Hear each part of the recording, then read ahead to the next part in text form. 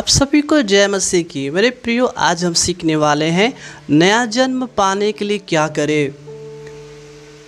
इससे पहले हम जानेंगे कि नया जन्म का अर्थ क्या है। मेरे प्रियो, नया जन्म का अर्थ है एक उद्धार को पाना।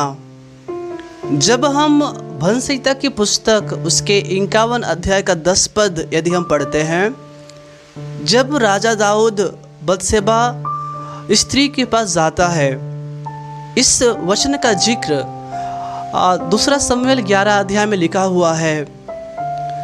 जब राजा दाऊद बत्शेबा के साथ व्यभिचार करता है, पाप करता है, तब दाऊद अपने पापों का अंगीकार करता है, अपने पापों का पश्चाताप करता है। भजन उसके 51 का 10 में दाऊद कहता है परमेश्वर मेरे अंदर शुद्ध मन उत्पन्न कर और मेरे भीतर स्थिर आत्मा नए सिरे से उत्पन्न कर। आमीन। दाऊद इस प्रकार से कहता है कि मेरे भीतर स्थिर आत्मा, ठहरने वाले आत्मा, सदा रहने वाले आत्मा क्या कर, नए सिरे से उत्पन्न कर, पुनर्स्थापित कर। आमीन। यदि हम यजकेल उसके 36 का 26 पद में पढ़ते हैं तो प्रभु कहता है कि मैं तुझे नया मन दूंगा और तुम्हारे भीतर नई आत्मा उत्पन्न करूंगा। वैसे ही प्रभु यीशु मसीह यूहन्ना रचित सुसमाचार उसके 3 अध्याय का 3 पद में यीशु निकोदेमुस से कहता है, यीशु ने उसको उत्तर दिया, मैं तुझसे सच सच कहता हूँ, यदि कोई नए सिरे से न जन्मे तो वो परमेश्वर का राज देख नहीं सकता। बहुत ही जरूरी बातें हैं मेरे प्रियो। हो सकता है हम सभी प्रभु में हैं, यदि नए सिरे से नए जन्म लिए हैं, यदि हमने नया जन्म को नहीं पाया है, मेरे प्रिय, हम स्वर्ग के राज्य को देख नहीं सकते। यीशु ने निकोदेमुस से कहा, यदि कोई व्यक्ति नए सिरे से जन्म नहीं लेता है या फिर नया जन्म नहीं पाता है या फिर उद्धार नहीं पाता है, वो व्यक्ति स्वर्ग के राज्य में प्रवेश नहीं कर सकता, वह स्वर्ग के राज्य को देख नहीं सकता, वह स्वर्ग की बातों को समझ नहीं सकता। नया जन्म पाने के लिए बाइबल से मैं 4 बातों को बताने वाला हूं जो बहुत ही महत्वपूर्ण है।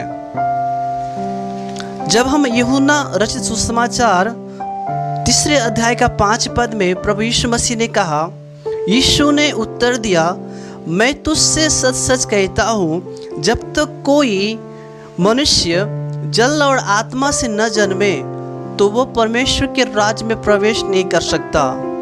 आमीन। जल और आत्मा से जन्मने के लिए प्रभु यीशु मसीह कहता है,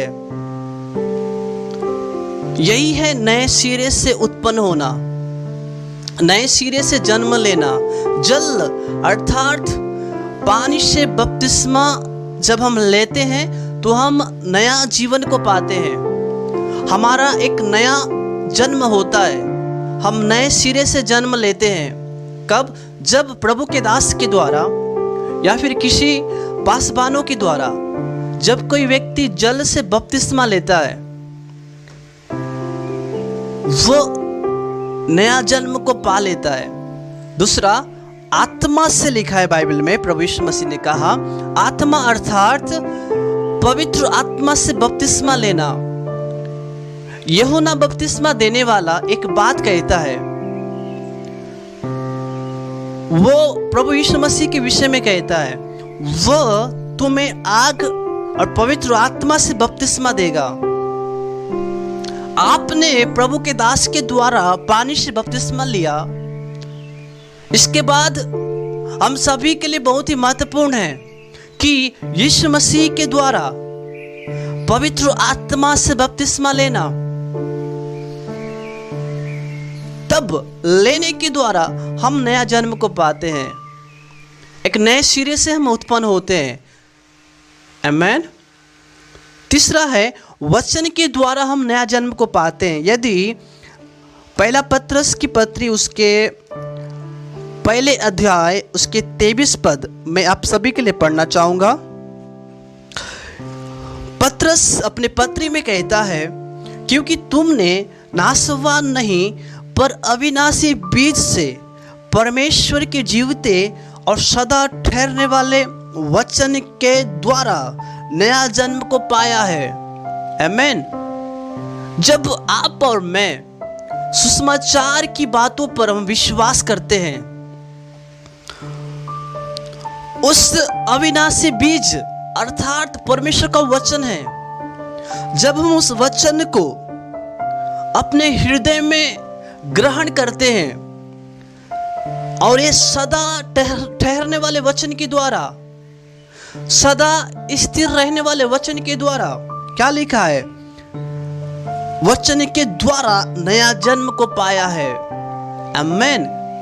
मेरे प्रियो, जब भी आप परमेश्वर के वचनों को पढ़ते हैं, सुनते हैं, ये प्रभु का वचन आपको एक नया मन को देता है, एक नया ताजगी देता है, एक नया उमंग को देता है।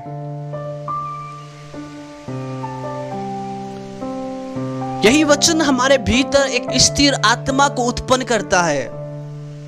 यही वचन हमें नए सिरे से उत्पन्न करता है। यदि याकूब के पत्री उसके पहले अध्याय का 21 पद में लिखा है, इसलिए सारी मलिनता और भेदभाव की बढ़ती को दूर करके उस वचन को, कौन सा वचन, अविनाशी वचन, कौन सा वचन, सदा ठहरने वाले वचन को नम्रता से ग्रहण कर लो, जो हृदय में बोया गया और जो तुम्हारे प्राणों का उद्धार कर सकता है। आमेन। यही वचन आपको उद्धार करेगा, यही वचन आपको नया जन्म को देगा, यही वचन आपको एक मार्गदर्शन को देगा। आपके भीतर एक नई आत्मा को उत्पन्न करेगा। यीशु मसीह पर विश्वास करने के द्वारा हम नया जन्म को पाते हैं। जब हम पहला यूहन्ना उसके 5 अध्याय का 1 पद पढ़ते हैं, जिसका यह विश्वास है कि यीशु ही मसीह है, वो परमेश्वर से उत्पन्न हुआ है। आमेन।